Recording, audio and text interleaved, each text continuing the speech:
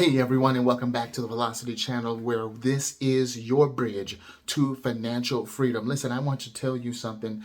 If you could be thankful for anything, what would it be? Would it be your credit cards? Because one of them would be my credit cards. Listen, I want you to know that today on the show, we're going to show you how to pay off the house, the car, the student loan, whatever it is. And you don't even have to have a credit card. You don't have to have a credit line. You can have a checking account. You can have a savings account. You can have that IRA. It doesn't matter. It does matter on how your finances are being allocated. So without further ado, what I want you to do is like, share, and subscribe so that people all over the world can find out just how powerful velocity banking is when it's used correctly. Now, I know you're used to me putting up 5,000, right?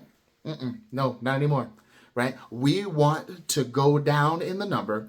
Cash flow. The cash flow is going to be $2,000, let's just say, right? It doesn't matter how much you're making, how much you're spending, but it does matter about the cash flow, okay? And it could be $2,000. It could be $200. It could be $20. What does it matter? What matters? Where you're putting your finances. Oh man, can I go ahead and say that one saying, okay? And you know his name, all right? It's not about how much money you make. It's not about how much money you keep, but it's where your money sleeps. Please, please, please meditate on that. So let's get right into it. We have the cash flow of $2,000. We also have a mortgage, we have a car loan, and we have a Visa card. Now, does it matter the balances that are on these? Sure it does. At least for the time being, right? Until we pay them all off. So let's go ahead and put up our favorite number here, which is 200K at 6%, right? Most of you know that's $1,200 each month. What about for the car? It's going to be $18,000, all right? And man, the monthly payments, they are gouging people nowadays. So let's just say that one's at 10%, $700 each month, right? Let's go ahead and put that there as well, $700 each month. And then we have the credit card, right? Some want to cut up the credit cards. Some want to keep the credit cards. Listen, if you're irresponsible, you don't like accounting, right? You don't want to keep yourself accountable, go ahead and cut them up. But if you want to use leverage, one of the most powerful leveraging tools in the banking world, then go ahead and keep your credit cards. And we're going to say that one is, let's say 12K there as well with a $600 monthly payment. So we got all of this cash flow, right? And what many people do is they keep it right there, right? They like looking at that big number, don't you? I mean, let's keep it real. You like those big numbers. You like the 4, the 5, the 6-digit numbers, right? And you want to keep it there. You're thinking about your retirement. You're thinking about, man, where am I going to put my money? But the best thing you could do is do like the banks do and make money off of the interest. Let's gear our minds away from accumulation and to cash flow. Now, you need both. Oh, yes. Yeah, we need both. Okay, we are both and company, right? We need both, but sometimes we have to focus our priorities in the season, right? It all depends on what season that you're in. And in this season, we need to focus on keeping the interest so that we can have some to stack up, right?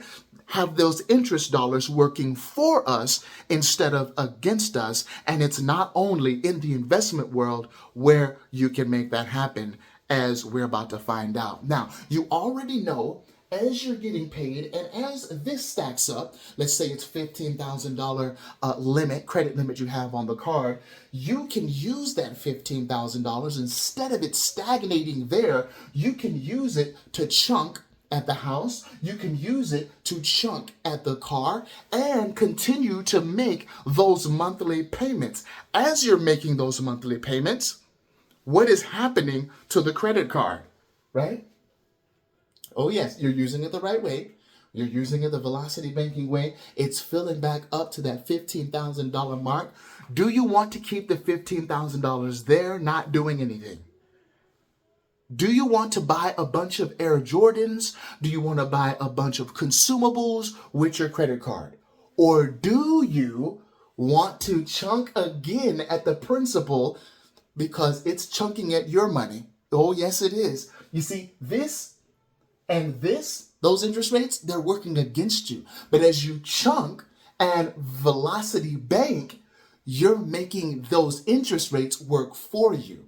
That's why at the end of people paying off their mortgages, of people paying off their car loans, their student loans, they find out that the 6, the 7, the 8%, the 10%, it really wasn't 10%. It really wasn't 6%. It was actually 3. It was actually 2. It was actually 1, because they know how to pay off each and every one of those loans. Now, what if I told you that you did not have to chunk to the house payment and get it paid off in the same amount of time, if not sooner? What if I told you that you wouldn't have to chunk, right, towards your car? Not in the way that you're used to doing it. And what if I told you that, yeah, you don't have to chunk, and plus, we're going to get it paid off sooner. You don't have to chunk a large amount like you did at the house, the 12,000, the 5,000. No. You don't have to do that. What you can do is strategically transfer the 12,000, strategically transfer the 5,000, the 10,000 to get those loans paid down. How? Well, you can do it by hand. You can do it by hand, absolutely. Or you can have an automated system do that for you. You can type it in, right? Just like we went from typewriter to computer, you can type it in and then have it all laid out for you for this month, for next month, and then the month after that. And then you'll see in a 90-day cycle, man, okay, so this is what I'm supposed to be doing. All right. So I can do the 200 extra towards that loan. I can do the 2,000 extra towards that loan. And you'll find out that you'll pay off everything, not just the mortgage alone, not just the car alone, but you'll pay off everything in way less than 20 years, way less than 15 years. Now, I know a lot of realtors, they push that 15-year mortgage, right? Get out in 15 years. Listen, we don't push that. You know why? Because we get people out of their mortgages in 5 to 7 years, 10 years, and as little as 10 years, right? And so you don't have to, right, have a chunking principle with this much, right? 12,000 towards there. We have 10,000 towards the car loan or what have you. You can do a strategic transfer to where there's maybe only 3,000 going towards the principal on the mortgage this month.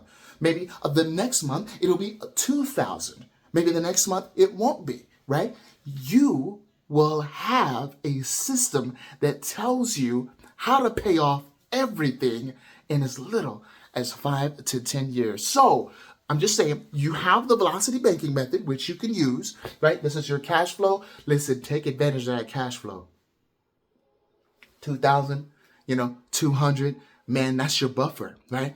And that money, you need to make sure it's strategically placed in each of these areas. Remember, you're going to chunk the principal and you're going to make those monthly payments. And no, for right now, you can't have direct deposit straight into your line of credit or straight into your credit card. At least not right now. At least I don't know of it. Not yet. Okay, not yet. We're working on it, right? As Velocity Bankers. All right, so we have the cash flow of 2,000. Remember what you're going to do. You're going to be chunking the principal, whatever you feel comfortable with. If it's 10,000, if it's 5,000, make sure you're chunking the principal to these loans, because that is what the interest is feeding off of. Remember, the principal is the host and the interest, well, that's the parasite. And so the smaller the host, the smaller the parasite. And that's what we want you to get out of this. It doesn't matter which account you use. You can use a line of credit, right? Just watch out for those interest rates. And then you can also use the checking and the savings account as well. We don't want you using retirement accounts because we want to stay away from those fees and everything, those miscellaneous fees, those tax rates and everything like that. So let's go ahead and make sure that we're playing it wise.